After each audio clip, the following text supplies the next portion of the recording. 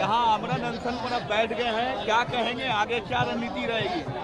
नहीं, कोई रणनीति नहीं है, बस इतना ही कहेंगे कि ये बिहार में युवाओं के साथ पिछले 10 वर्ष से हो रहे अन्याय के खिलाफ अनशन है। ये उस अहंकारी सरकार के खिलाफ अनशन है जिसके मुखिया नीतीश कुमार ने पिछले 15 दिन से धरने और अनशन पर बैठे हुए बच्चों से मिलना भी गवारा नहीं समझा, जबकि बच्चों ने सामने से कहा कि अगर मुख्यमंत्री एक बार मिल लें और मिलकर कह दें कि हम एग्ज़ाम नहीं करा सकते हैं तो हम लोग अपना आंदोलन वापस ले लेंगे।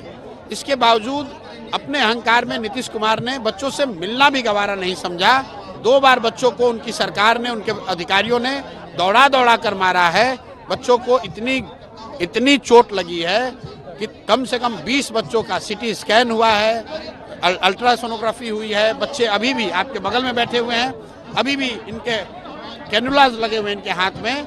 इसके बावजूद अगर सरकार बिल्कुल मूक और बधिर बनी हुई है तो उसको जगाने का एक ही रास्ता है, हम जैसे लोगों को खड़ा होकर यहाँ पर सरकार के खिलाफ आवाज़ उठानी पड़ेगी। इसलिए मैं आमरण अनशन पर बैठा हुआ हूँ, इन बच्चों के साथ खड़ा हूँ। सरकार को बात माननी ही पड़ेगी। कैसा इंडेफिनिट हंगर स्ट्राइक होगा, ये कैसा रहेगा ये स्ट्राइक जो भाई आमरण अनशन है, यहाँ बैठे हुए हैं।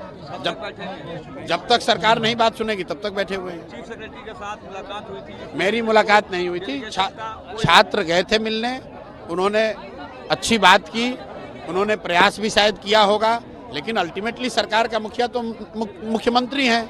मुख्य सचिव ने जो अपने उनके स्तर से हो सकता था शायद प्रयास किया, नहीं हुआ। लेकिन अल्टीमेटली ये लड़ाई, भाई बिहार में लोकतंत्र है, बिहार को बैठाया है। ये लड़ाई किसी बीपीएससी अधिकारी के खिलाफ नहीं है, ये मुख्य पुलिस के खिलाफ लड़ाई नहीं, ये लड़ाई बिहार के युवाओं और बिहार की सरकार के बीच का है। चौधरी ने कहा कि बीपीएससी एक इंडिपेंडेंट बॉडी है, फ्री हैंड है गवर्नमेंट की तरफ से उनको। बिल्कुल ठीक बात है। ये बताइए कि 2015 में नीतीश कुमार गांव-गांव में घूमकर उन्होंने कहा कि बेरोजगार युवाओं को 1000 रुपये का भत्ता मिलेगा। क्या उसके लिए भी उनका हाथ बंधा हुआ है? 10 साल में बेरोजगार युवाओं को क्यों नहीं पैसा दिया? पिछले 10 साल में जितने पेपर लीक हुए उसमें अभी तक किसी भी शिक्षा माफिया या किसी भी अधिकारी के खिलाफ कार्रवाई नहीं हुई। क्या उसमें भी उनके हाथ बंधे हुए हैं? बिहार में डोमिसाइल नीति नहीं लागू है, जिसकी वजह से आधे से ज़्यादा नौकरी, जो थोड़ी बहुत नौकरी उपलब्ध है वो भी बिहार के बाहर के लड़कों को मिल रही है। क्या उसमें भी उनके हाथ बंधे हुए हैं? क्या बच्चों पर लाठी चलवाना भी उनकी मजबूरी थी? अगर थी तो जिनका भी आप नाम ले रहे हैं वो कैमरे पर आकर कहे कि बच्चों को मरवाना जरूरी था, और अगर जरूरी था तो जनता को तय करने दीजिए। लाठी चल सकती है, चलने दीजिए। भाई बैठे हुए हैं सामने यार, हम लोग क्या कर रहे हैं? हम लोग तो निहत्थे बैठे हुए हैं यहाँ पर। आइए मारिए लाठी, हम लोग देखेंगे।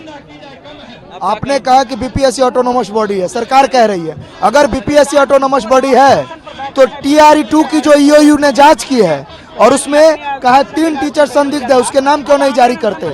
ईओयू ने कहा कि इसमें धांधली हुई है, परीक्षा कैंसिल क्यों नहीं होती अगर वो ऑटोनोमस बॉडी है तो?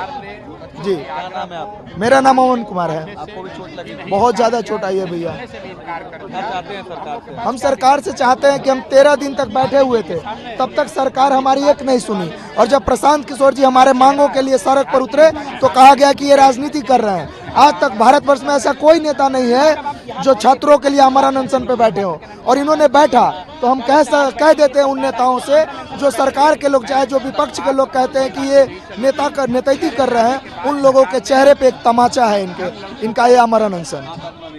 जी, मुझे कैनेला लगा हुआ है, पूरे पेन है, ठीक है, लेकिन फिर भी मैं बैठा हूँ क्योंकि इनके साथ, इनका जो साथ मिला हमें हौसला मिली है, हौसला बढ़ी है। बहुत से नेता हमारे साथ आए, ऐसा मैं नहीं कह रहा हूँ कि सिर्फ ये आए, बहुत से नेता साथ आए, लेकिन किन्हीं ने भी हमारे लिए आमरण अनशन की बात नहीं की।